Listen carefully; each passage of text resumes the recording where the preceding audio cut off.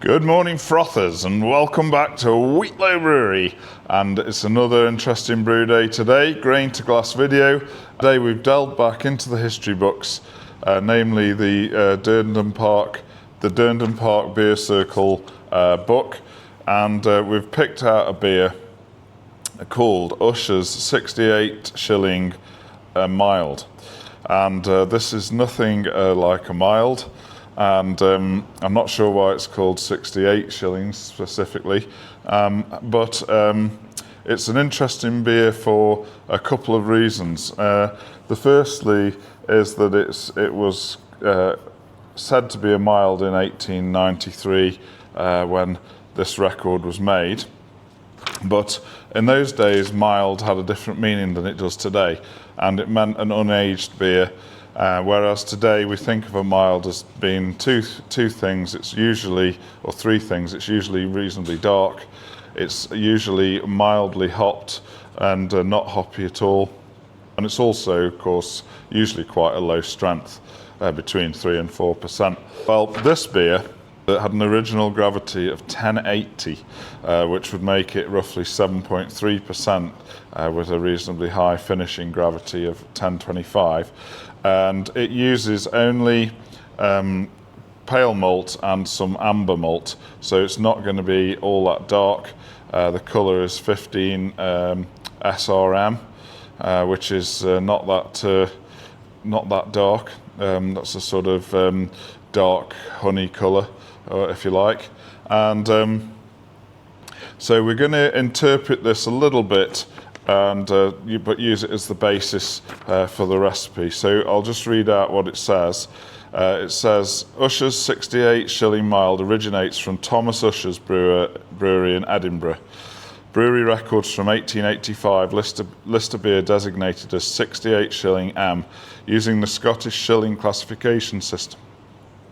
The term mild historically meant young or unaged beer, not low strength. So the beer profile: original gravity 1080, strength 7.3, bitterness 90 IBU, a colour 15 SRM, and pale malt 85 to 90%, amber malt 10 to 15%, hops Golding only in the boil, 1 ounce per gallon, and then dry hop in the cask of 0.1 ounce per gallon. Now then it says the yeast is Fountainbridge yeast. Now, Fountainbridge yeast is a yeast that comes from Edinburgh, where the brewery was on Fountainbridge Street. Is commonly available as Y yeast 1728, and it's called a Scottish ale yeast. And the reason we're doing this beer today is we're doing a collaboration with the malt miller soon, in a couple of weeks, 2 or 3 weeks, where the malt miller are coming to do a brew with you video here at Wheatlow Brewery. I decided between me and Stiffo that we would brew this beer, and we'd tweak it a little bit, lower the strength a little bit just to make it a bit more drinkable. And we're also going to ferment this beer on the Union Set. So that will be interesting. And the second thing that's interesting is that they've asked us to try a new dried version of this Fountainbridge yeast from WHC. And so that's really exciting to be given a trial yeast ahead of it coming out on the market. And so we need to do that justice, and hopefully we can get a chap, Paul from WHC, to come and taste the beer and see what he thinks. So the yeast goes back to McEwan's and Caledonian breweries days. So they're saying that this is a fast, efficient and versatile Scottish ale yeast strain valued for producing clean, characterful beers across a wide range of styles. It delivers subtle fruit esters, gentle malt depth and a crisp finish, offering refined balance without overpowering base malt or hop character. So this yeast would have been used at McEwan's and it would have been used at Caledonian Brewery. That's given me a couple of ideas as well about using it in other beers. For example, I regularly brew a version of Fine Ales' Jarl, which is a lovely golden ale from Fine Ales Brewery in Scotland, and they're said to use this strain of yeast in that beer as well. A little bit about Ushers, Thomas Usher and Son. It was the last big brewery to be in the centre of Edinburgh at St Leonard's, and it in its heyday, or in one of its heydays in 1976, it employed 2,500 people. Eventually, of course, it fell victim to being owned by a big business and the brewing being rationalised into other areas, and eventually the brewing was done in Wolverhampton, I think, and the brewery got closed in 1981. So another brewery and beers lost to the world that have been resurrected by Wheatlow Brewery. So another resurrection job today, which is very exciting. Now let's talk about our recipe. So here's the recipe that Stiffo and I have finalised. We decided that we'd be using Scottish malt for this. It's a Scottish beer, so we thought we'd better use Golden Promise from Simpsons. So we're going for 85% Golden Promise. And then we're going to use Simpsons Amber Malt as well, which is about 65 EBC. So that will give us some colour, but it will also give us toasty notes. And I can smell that as soon as I open the malt as well. And we're going to go for an OG of 1064. So by the time that's finishing gravity of, I don't know, perhaps 1020, something like that, we should get a beer of high 5s or 6%, something like around there. So for the water profile for this beer, I've decided to go for an Edinburgh water profile, which I've already got in Beersmith, and that is, I'll put it on the screen here for you to have a look at. The salient point is that the chlorides are a lot lower than the sulfates, so it's 141 parts per million sulfates to 23 parts per million chloride, and there's a bit of hardness in there as well from the bicarbonates. The beer's going to be quite hoppy, so in the sense that the bitterness will be reasonably high, so we enhance that with the sulfates being at that sort of level. And talking of hops, we're going to use all Goldings in this beer, and we're going to put all the hops in at 60 minutes. Now, the original, the notes in the book say that the bitterness is 90 IBU, but that is with the OG of 1080. So what I've done is I've kept the BUGU, the bitterness units to gravity units ratio, the same, and we've reduced the OG, remember, to 1064, and that's going to give us 72 IBUs of bitterness. So that gives us a BUGU of 1.13, and so expect this will be reasonably bitter beer. So it's not dark, it's not weak, it's not mildly hot, so it's not mild. But it doesn't matter, we're going to enjoy this process. We think the Union Set hopefully make it nice and smooth, and it will really, of course, give us a chance to visualize the activity of this new yeast, or at least new to WHC and being dried. We're also going to put a little bit, as in per the instructions, a little bit of hopping, either in the uni tank before we cask it, or perhaps in the cask as well. So I've written down here 107.69, very specific number from scaling it, of hops. That's going to be a little half a cupful in each cask, something like that. So we'll work that out later. So really excited to get this show on the road. The Union Set is over there, cleaned up from a recent use. So what we'll do, as usual, is we'll brew the beer today. We'll get it in a fermenter overnight until the yeast just established itself. Then we'll transfer it into the Union Set, and then we'll get the froth going.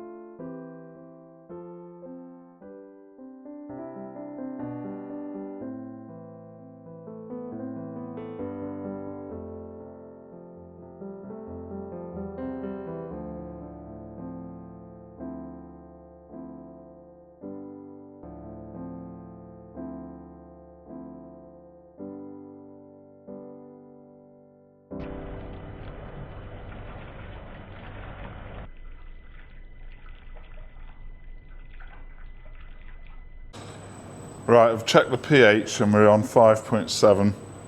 So 58 ml of lactic acid, aiming to get it down to 5.3.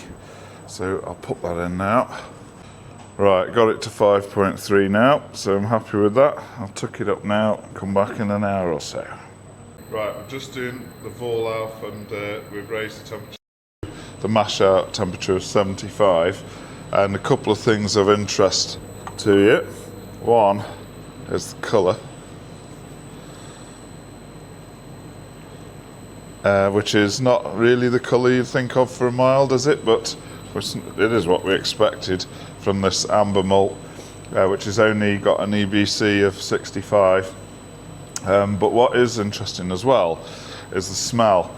The smell of the amber malt when it hit the hot water is just pure toast. It's the aroma of bready toastiness that's filling the air in the brewery this morning. So I think that's going to make an interesting contribution to the finished flavour of the beer. We'll have to wait and see. So yeah, I'm going to start transferring it now and crack on with the boil. Right, hops for this one. We've just got one addition at the beginning of the boil, and then just a very small dry hop as well. So I'm just going to weigh that out.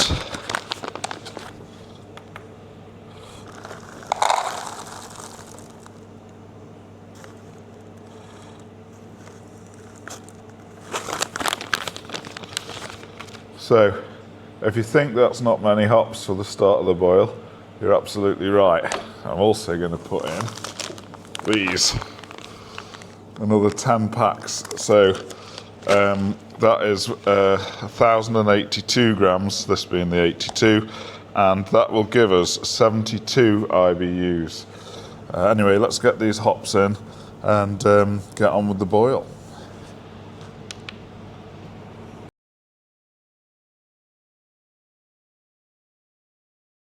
Thing to mention is that because we need to make sure we've got enough beer to fill the Union Set so that it works properly, I'm really pushing the brewery to the limits today.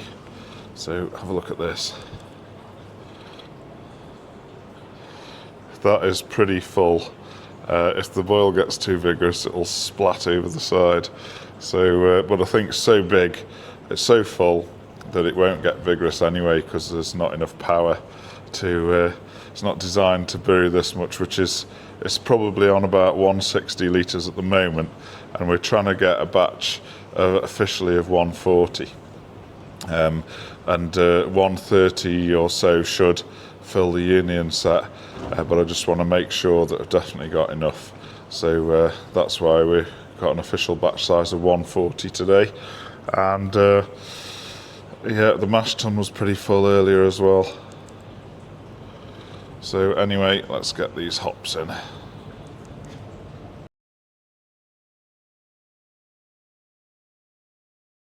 Right, let's get the yeast in this beer.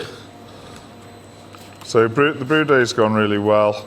My gravity's come out a little bit low at 1062, but I have made sure hopefully I've got enough quantity to fill the Union Set, because it doesn't really work if it's not full. So this is my brick of Fountainstone yeast from WHC. As you can see, it's got no label yet. It's at that early stage of development. And I have got the picture of the label on my phone, which says the pitching rate on of 0.5 to 1 gram per litre. So I'm going to pitch at the higher end because it's a relatively higher strength beer. So I'm going to put 130 grams in my 130-ish, maybe 135 litres of wort. So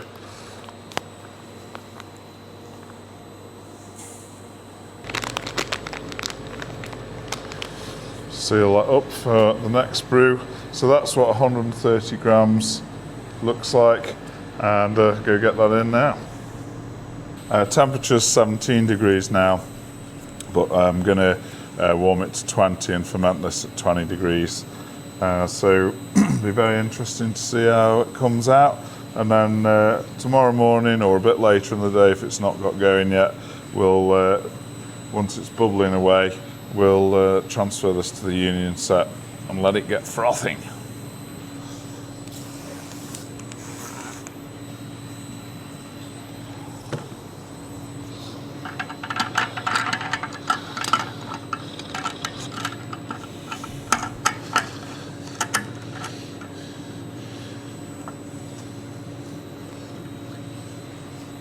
Super.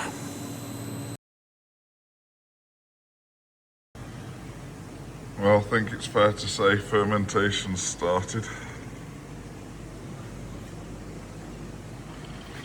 Better get it in the Union Set sharpish. So as usual, it takes quite a while to sanitize and put together all the parts from the Union Set. You can't do it until the last minute because you have to sort of get them straight out the sanitizer and put it together. But as soon as we got it into the Union Set, it was immediately frothing, and there is something about this yeast. At first I thought it was because it was such a strong beer, but now I think that this is quite a yeast that goes full bore from the first moment it goes in, and froths like this, whether it's in the Union Set or a bucket.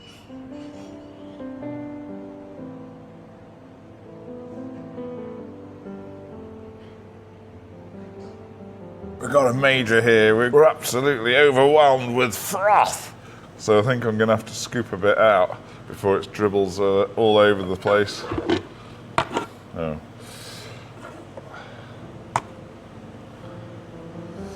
Yes, it's certainly, I suppose it's a stronger beer as well, and it's lively and it's going well.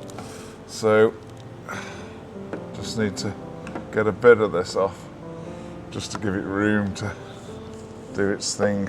And in the end, I just gave up on trying to prevent this yeast overflowing. These rather pretty cauliflowery shaped frothy heads just kept coming and coming, and you can no sooner stop yeast frothing up like this as you can stop the ocean coming in. So I gave up being King Canute and resigned myself to being a King Cleaner later on when it had finished frothing. But really impressed with the yeast, how active it is and how quick. And by the way, I kept the temperature quite low. I turned it down to 18 degrees, I think it was at this stage, to try and keep it sensible. Now I've come across a logistical challenge with the Ushers, and that challenge is that I haven't got a tank to decant it back from the Union Set to just condition for a couple of days before I cask it. So they're all full. Look, you can see behind me, 4 uni tanks full, the bright tank's full, and the Union Set's full. So I may have been getting a bit overexcited about brewing recently and forgot that I need a tank to put this stuff back in. So one thing I do need to do though is make sure that it's finished without leaving it in the Union Set too long and being exposed to the air. So I've got a flask full here, and I'm just warming it up a little bit on the radiator behind me, and not too hot obviously to kill the yeast, but what I want it to do is ferment out fast. I mean, obviously it'll go horrible, but at least then I can measure what the terminal gravity of this beer will be, and then I'll know when it's reached it in the Union Set, and I can cask it straight away then without leaving it too long. Casking the Ushers and beginning to dismantle the Union Set so I can then tilt the casks, casking it straight from the Union Set. Ideally, I'd put it back in my uni tank and let it stand for a couple of days, cool down, settle, clear up a bit, and then cask it. But all my uni tanks are full, so I've had to do it the old-fashioned way, if you like. Just wanted to have a taste of the liquid that's left in this top tray. Just tilt it a bit.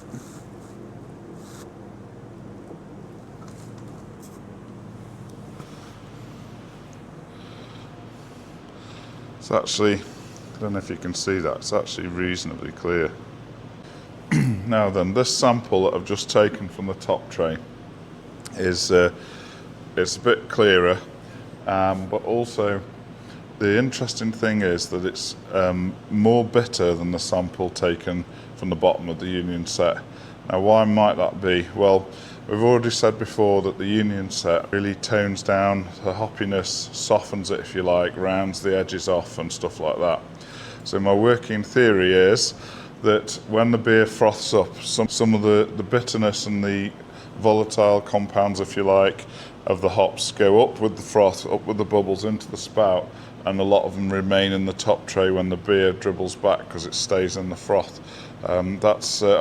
That's purely my working theory. It's not scientific sort of discovery, but it's really interesting to see that the remaining beer in the top tray is a lot more bitter than the rest of it. So interesting. It's quite bitter, but then it is 70 IBUs all at the start of the boil, so I shouldn't really be surprised. But then if it is a kind of a stock ale that's going to last a long time, they probably would want it heavily hopped to make it last, because the hops have preserved the beer as well as the higher alcohol. Right, I've got the beer in the casks, and I need to put a dry hop in the casks. You could do it in the fermenter in the normal way with pellets, but because it's an old-fashioned beer, I'm going to do it the old-fashioned way, and that's to put whole leaf in the cask. Now, I was going to put Goldings in, but I've decided to go for another kind of, or a Styrian Goldings called Solea, and that should give us a bit of citrusy, bit of earthiness, that kind of delicate sort of thing that we're looking for. And according to the schedule in the old, it's 16 grams. So for cask hopping, that's quite a bit actually. It's going to be for pin as well. So that's a bit of a cupful.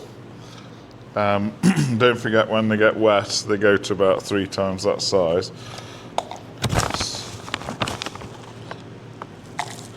Perhaps I should do one without, just to compare. So here's the highly detailed, in this book, is the highly detailed recipe that's inspired this one. And as you can see, it's almost like a Blackadder's map of the world. 1/10 of an ounce of dry hops per gallon. 100 grams, 107 grams in the total brew length, divided by 6 casks is 16 grams. I'm going to stick them in now anyway. Right, so first of all, let's mark this one up as no dry hop.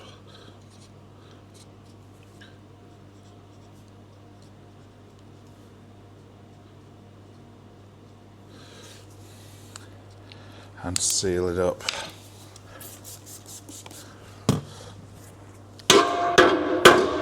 Casper.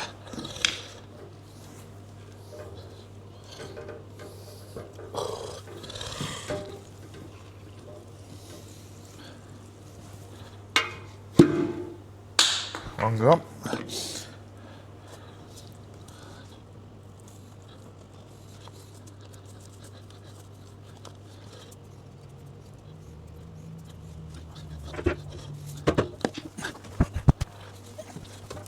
This one's just coffee now.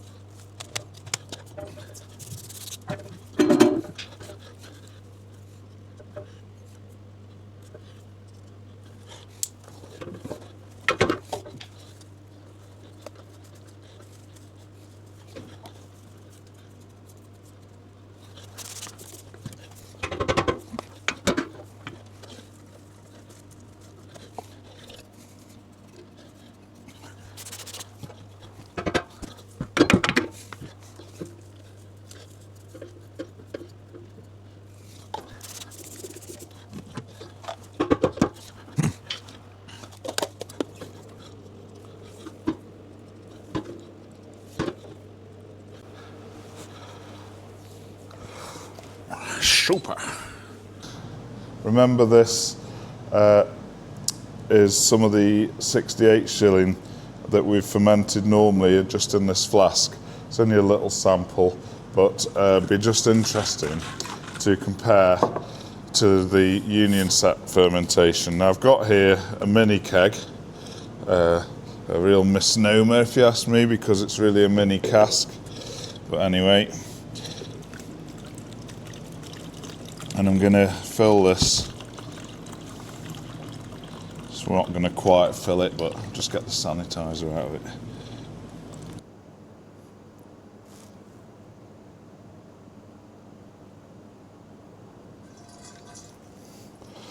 Well, I think that went quite well. Lovely compact yeast cake on the bottom there. There's an inch or two of headspace, but I'll put a bit of CO2 in that, I think, just to be sure. Because of that headspace, I think what I'll do is, just to make sure it doesn't spoil the beer, is I'll just put a carbonation drop, perhaps 2 in, just to help purge the oxygen and keep it conditioned well despite that headspace.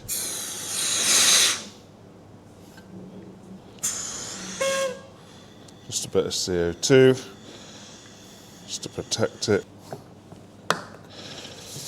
So there we go. One mini cask of Ushers without a dry hop as well. So we'll have to compare this to the one with no dry hop. I couldn't really think of an easy way of dry hopping in here without too much complication. So that's super.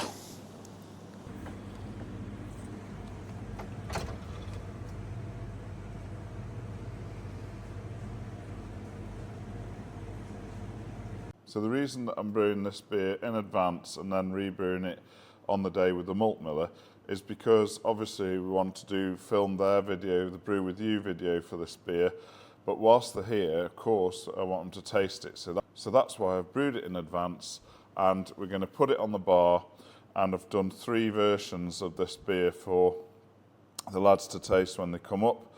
So I've got what you might call the standard version, which is in the Union Set with a dry hop.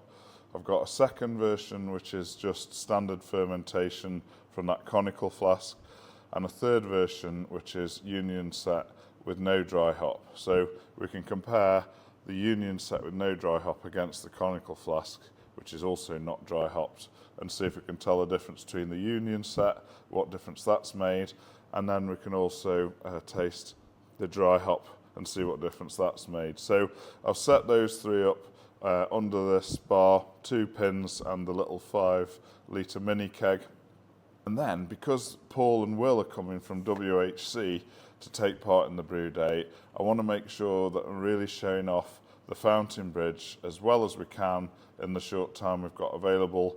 And so I'm going to do 3 other beers with the Fountainbridge yeast. I'm going to do the Jarl, which I call Earl. I'm going to do Duca's IPA because Caledonian Brewery, where Duca's is from, is associated with that yeast, and that used to be a beautiful beer in its day, in its heyday in the late 90s, early 2000s, I think it was. And then I'm also doing a hop tester beer for a new hop, Charles Farham's CF243, and the reason that I want to do that is because that one we want it quite sort of crisp and clean to show the hop off, and if we can do that, then it'll sort of prove that the yeast is nice and versatile. So and of course then I want as many beers as possible, so I'm putting 17 beers on. I've had to install 3 new keg taps, clean up a few more hand pulls, so there's going to be 8 cask beers and 9 keg beers on draft for the visit, so obviously that's a lot of ale, so I've invited a few neighbours as well to help us drink it. So it should be an interesting night when the malt miller come. I'm not going to go too much into the malt miller day because they've done their own excellent video on it, which is already out on the malt miller channel, So I'll just put a few snippets from the day, and then we'll get into the tasting. Of what is going on at WHC. Okay, the fact that you are continuously working on loads of new strains. In fact, this is one of a few new strains that are coming out, but then a little bit of a hush hush moment. Yeah, okay. As much or little as you can disclose on that.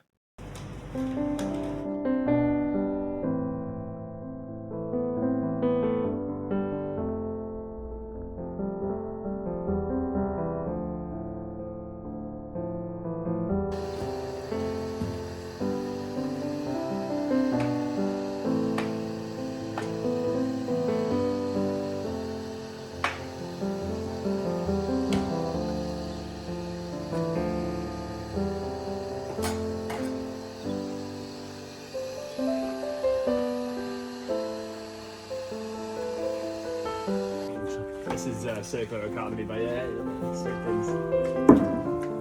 Sharply great, unreal.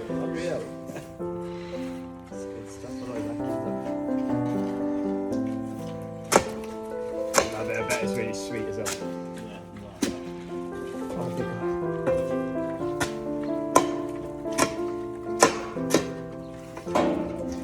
Tell you what, I wouldn't want to go in there and have some of that grain on my back walking around.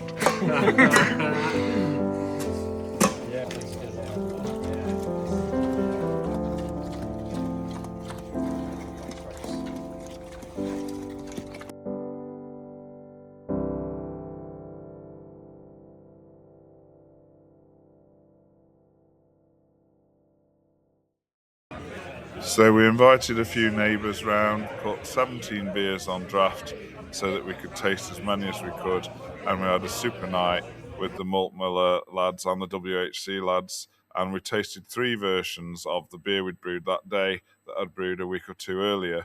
And you can see the interview about the tasting of this beer on the Malt Miller collaboration video we did, but what we're going to do now is look at a couple of snippets and then drop onto an interview when we're rather grey around the gills the next morning with the WHC lads to see what they thought of this yeast in this beer and the other beers that we brewed with it. Oh, it's really good. Of course, it's a big beer, isn't it? It's a big beer. Keep me coming back there. I could do more and more of that. A few pints of that probably coming up tonight, which leads me to the next problem, where we've got 160 pieces to put together tomorrow morning for the Union Set. Is that right? Yeah, we've got to put them on in the right order as well. Wish me luck. Cheers. Cheers. Cheers. Right, morning, Paul, Will. Morning. The morning after the night before. Yeah, we're on coffee this morning. We didn't just get a chance to film everything we wanted last night, but what we did do last night was tasted 4 beers, I think, with the new Fountainbridge yeast. So we got the Duke is my PA, the Earl, and the CF243 hop tester, and the Ushers as well. So we just really wondered what you thought of how the yeast had performed, and did they come out how you'd expect? My number one I've noticed is run out last night. Yeah, this my Duke is that the yeah that was my favorite last night. Classic bitter, very very good, pouring really great, And creamy head, nice clean finish, really top beer. No wonder it was sold out. Yeah, exactly. It's always the best sign, isn't it? The ones that run out. And yeah, so Caledonian Brewery probably will have or do use a yeast like that. I'm sure it's right up their street. Yeah. That's maybe what you would expect from that strain in terms of what's well within its comfort zone. But then some of the other beers maybe pushed it a bit further as well, which was really good to see. That's what really took me by surprise, was how versatile it was, particularly with the experimental hop beer. Yeah. We had the conversation around the table as you dropped it off, where a few of the guys were convinced it was a different yeast, because it just felt like a completely different style. It was very clean, yeah. And with the Ushers, the malt really came through, but then it also gave a decent base for there to showcase the hop. Yeah. So it was. Which is interesting because I think you sort of said that it was an all-rounder or a house type of a yeast. Yeah. And if you were looking at house yeast, then that would be, those qualities would be useful, wouldn't they? Absolutely. Yeah, and we've come in this morning to a nice active fermentation ready to transfer to the Union Set as well. So it's and it's only at 17.5, exactly, which is pretty low for an ale yeast. Quite muted, yeah. But that'll ramp up activity once it goes on the set. Yeah, surely. Yeah, so when I tried the fermentation with these yeast, then one of the questions I was going to ask you is about the attenuation, because one of them, which I think was the Duca's, dried out really nicely, to 1009, and then the Earl, I think, finished at 1012, something like that. So what are the factors that would influence that difference in attenuation? Yeah. Remind me, was there a difference in the malt bill between those two? Those are the same malt, which is why I particularly sort of piqued my interest. Same mash temp, same malt bill. And then was one of those on the Union Set, or one of them? No, the only difference probably is that one was a repitch from the Union Set and one was a dry pitch. That's interesting. I guess one thing we're not doing in our lab is desktop Union Set trials. Maybe that's... Why not? Yeah, why not? I'll ask them if we can rig up a mini one. But interested if that had influenced in any way the subsequent pitch rate. Maybe it was a really high cell count and active viable yeast that went into the next beer and caused a bit of over attenuation. That's a hypothesis. But what would you expect this yeast to attenuate to? It's a good attenuator, a high ABV tolerance, and on an all barley mash, 66 degrees. I think the range is somewhere in the high 70s, low 80s. So it's in the realms of your Chico ale strains, or you're not in a ale strains, like the classic workhorse brewhouse strains. It's there or thereabouts. And so, what advice would you give to brewers to keep a consistent attenuation then? That's a good question. Pitch temp accuracy, and mash tight mash control. So that's just keeping a really close eye on your grist and your calibrating your thermometers, making sure your mash and your sparge and everything is well within parameters. I think that's the best. It's never the yeast's fault. Never the yeast. No, always somebody, always another part of the process. If you're asking me. So that's interesting what you say about pitch temperature. So if you're intending, let's say you're intending to ferment something at 20 degrees, is your advice to pitch a little bit lower and let it rise up, or pitch at 20, or is it bad if you pitch at 22 and cool it? What are the sort of advice on that sort of thing? None of what you outlined there is bad.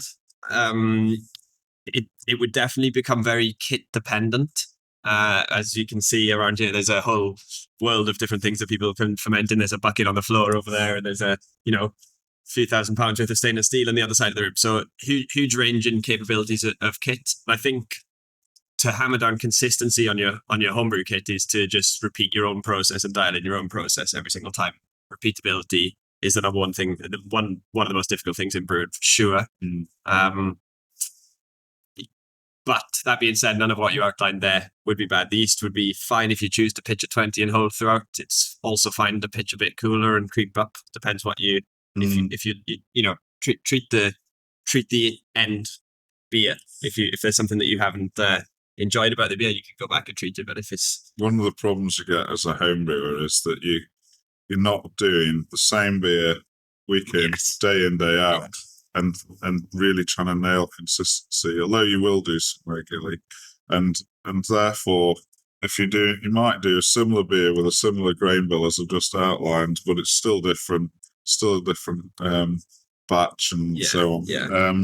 So it's hard to nail that down, but definitely, it's hard all the way up as well. Yeah. All the way up, even all the way up to macro. I think it's consistency is the key, right? So sorry, go on. No, just agreeing there. And I think with the point about, what temperature you pitch it, if you were to pitch it at 18 and let it rise to 20 versus pitching it at 21 and try and cool it down.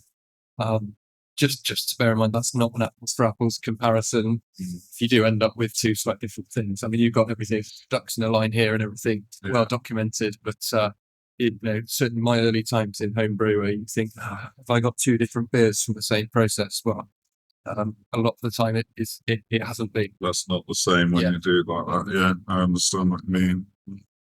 That's really interesting.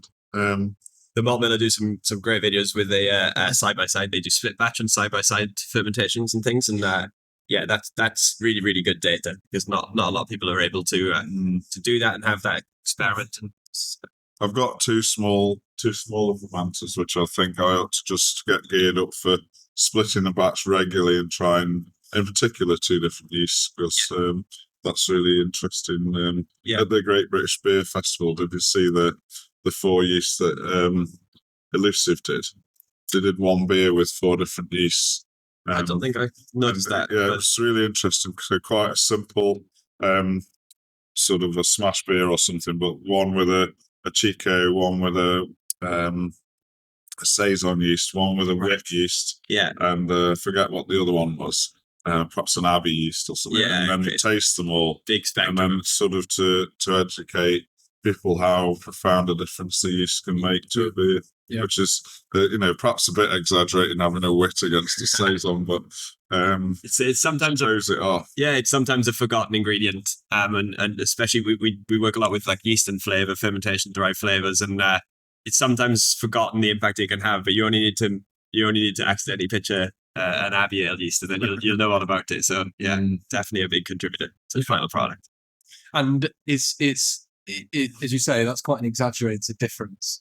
But I think we get really hung up on really really minute differences. Thiols are really in at the moment to discuss thiols sit there, and if you're talking about the different thiol moieties that might be in finished beer, really really hard to delineate them.